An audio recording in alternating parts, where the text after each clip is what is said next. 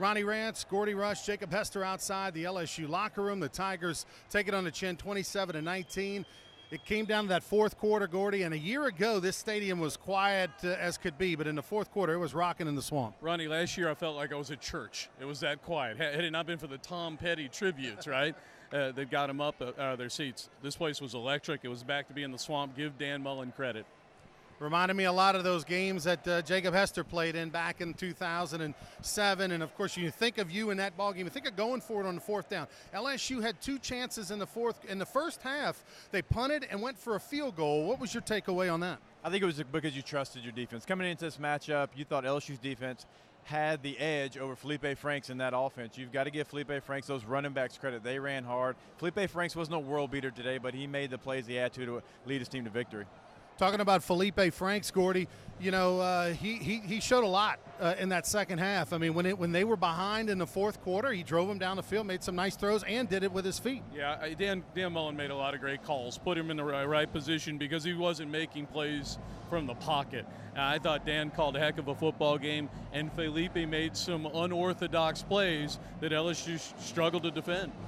What about LSU's offensive line? We thought it was going to be a question mark this year, but they played so well against Auburn. But today, Florida dominated and put pressure on LSU all day. I think LSU gave up 5 sacks, and look, you got to give the DBs credit for Florida as well. I thought LSU could attack them a little bit coming into the matchup.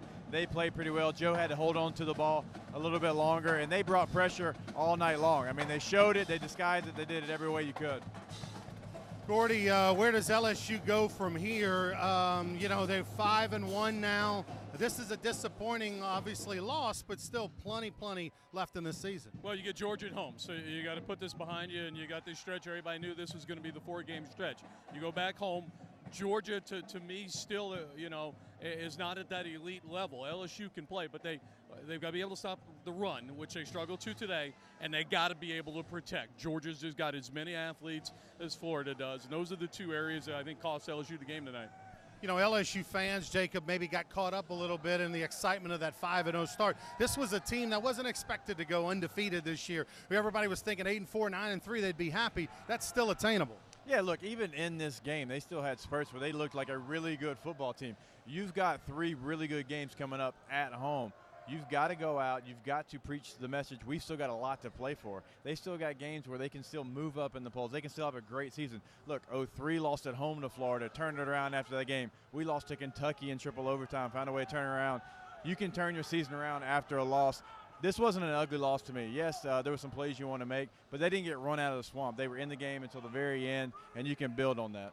Gordy, out of the two sides of the football, offense and defense, which do you think has the chance to, you know, improve the most and be most dominant the second half of the season? Well, I think the defense can sure some things up. They've just got to be able to support the run a little bit. And Jacob Phillips not playing today was a big deal. Micah Baskerville had to go. I thought he played well for a young player.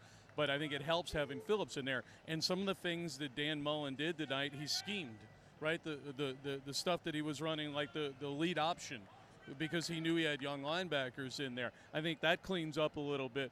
But I think if LSU's going to win 9-10 games, have a really very, you know, a better season than most predicted, it's going to be pass protection. Joe Burrow can throw the football. He can read the field.